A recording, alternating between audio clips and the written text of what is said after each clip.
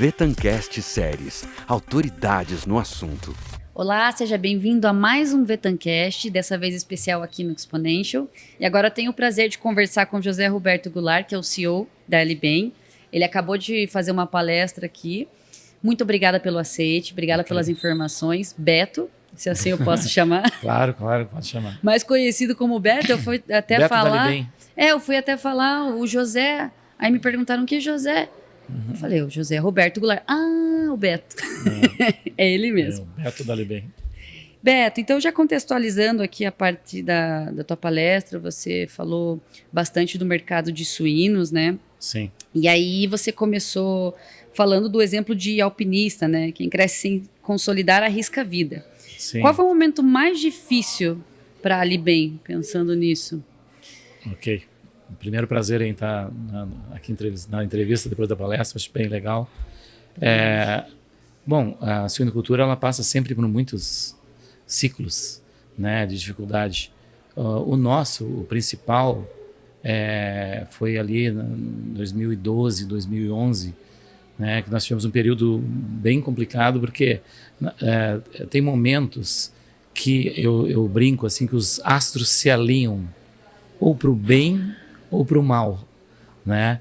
E naquele momento nós tivemos várias questões, razões para o mercado mudar, né? Nós tivemos ali um momento que nós tínhamos comprado várias granjas, né, para fazer a verticalização 100%, e naquele mesmo momento que nós tínhamos comprado, que tínhamos ali toda aquela estrutura para mover, o mercado russo, que era o principal mercado de exportação naquele momento, fechou.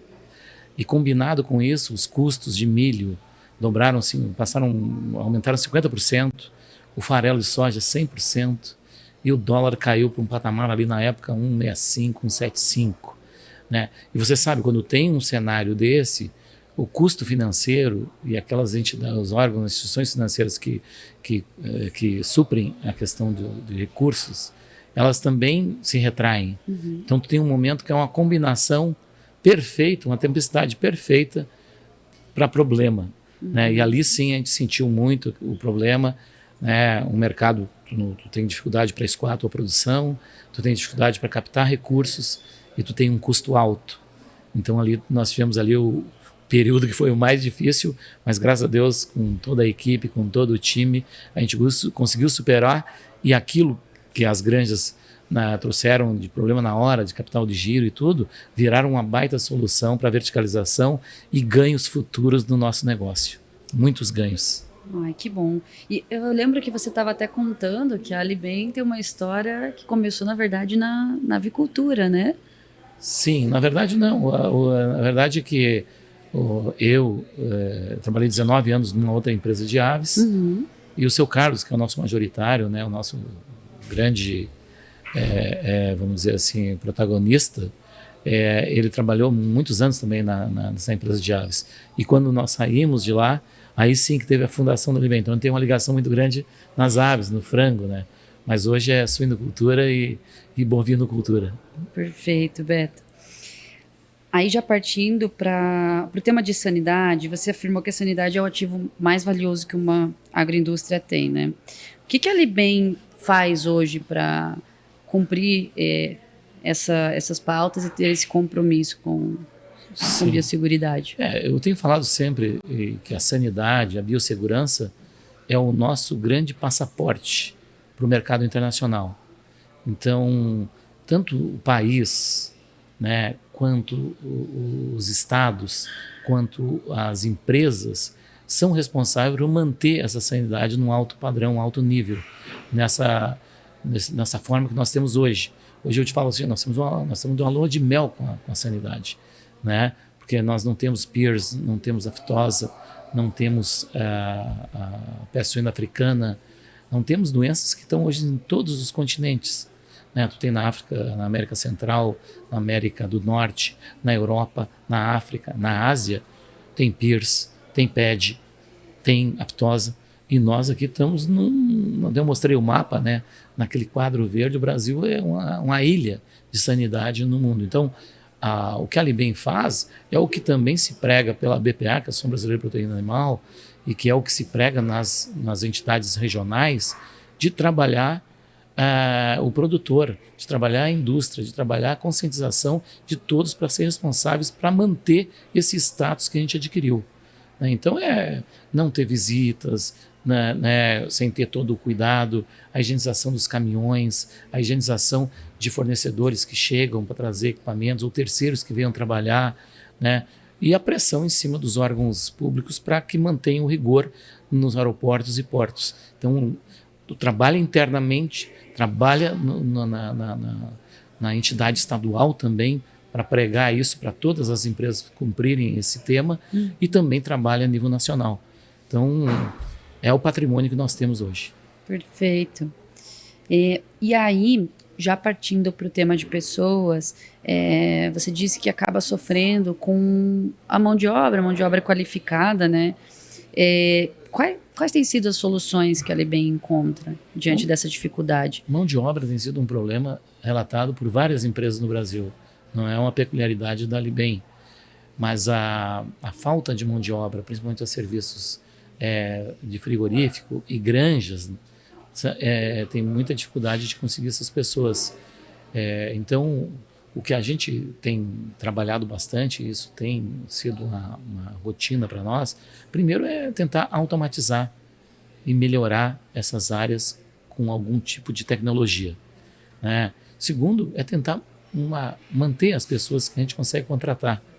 E aí tem todo um trabalho de recursos humanos, de liderança, de capacitação das lideranças, para que saibam lidar com seus grupos, para que ele domine esse time dele, né, que todos tenham um compromisso, uma disciplina com a empresa e também uma premiação, uma remuneração diferenciada para que atraia mais pessoas, né, e que a gente consiga manter o quadro, o QL, né, o quadro de dotação, dentro daquilo que vai atender o padrão de qualidade que a gente precisa, o serviço que a gente precisa oferecer e os produtos com qualidade que nós temos que colocar aí no mundo afora.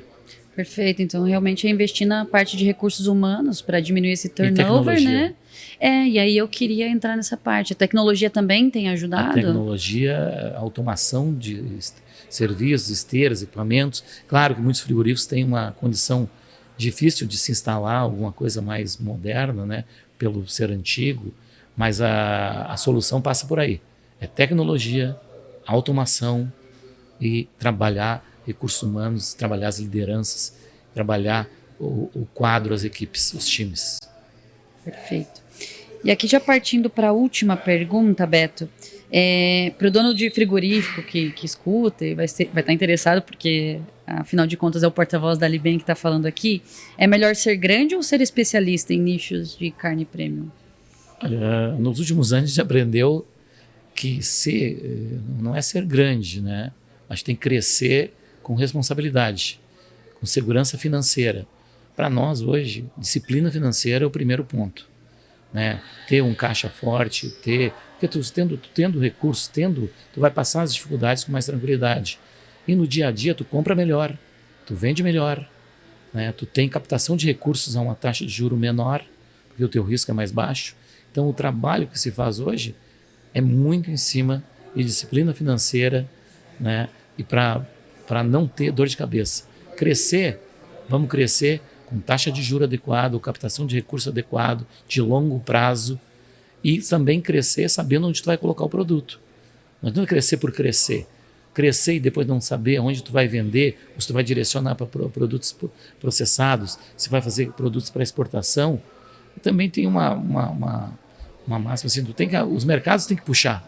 Tu tem que abrir um Japão, tem que abrir uma Coreia, tem que abrir um México, que o Rio Grande do Sul ainda não, nem o Paraná ainda estão correndo atrás, que Santa Catarina já é habilitado. Nós temos esse dever de casa antes de crescer. É conseguir essas habilitações para que tenha uma demanda puxada. E aí sim, nós temos aí o crescimento. Bom, então fazendo um gancho nisso que você falou, qual que são as perspectivas para a exportação de carne suína para esse ano? Olha, nós temos aí aqueles habilitações que Santa Catarina tem, já que desde maio de 2021 a gente adquiriu o mesmo status sanitário de livre de aftosa sem vacinação. Vamos dizer, hoje São Luís exporta o México. Apesar de ter uma cota e tudo, ele tem México. O Rio Grande do Sul não tem. Coreia do Sul e Japão, eles têm, nós não temos. Eles têm Estados Unidos e Canadá algumas plantas, nós não temos. Eles têm China com osso e miúdos externos, nós não temos. Mas agora eu acho que está tendo uma luz para isso. A Coreia do Sul, tem uma visita do ministro agora, deu uma sinalização de reconhecimento de área livre de aftosa sem vacinação, que pode abrir o caminho para uma abertura de plantas. Tu tem China, que teve a salvaguarda e tem uma contrapartida que o Brasil está pedindo, que é também o reconhecimento da China, porque nós somos reconhecidos pela OIE, mas os países têm que fazer o reconhecimento. Fazendo esse reconhecimento, ele tira uma pedra do caminho, ele dá uma condição que a gente possa pleitear a abertura de carne com osso e miúdos, que a China remunera, por exemplo, nós falamos muito do pé de frango aqui, né? Mas o pé suíno hoje tu vende $800 em Hong Kong e na China é $3.500. Então, e um suíno tem 1,8 kg de pé. Sim. Quer dizer que nós podemos ter um ganho muito grande nos miúdos vendidos para a China. E aí não é vender carne para a China, é vender miúdos para a China, que resolve um problema dele, que ele tem uma carência, e resolve um problema nosso, que é colocar esse produto com um valor agregado. Então nós temos muitas oportunidades ainda. Maravilha, que bom que a gente tem essa perspectiva positiva para o mercado, né? Tá certo, então, muito obrigada, Beto, pela tua entrevista e pelas contribuições. Eu que agradeço. Obrigada. E nos vemos no próximo Vetancast. Até! Vetancast Séries, autoridades no assunto.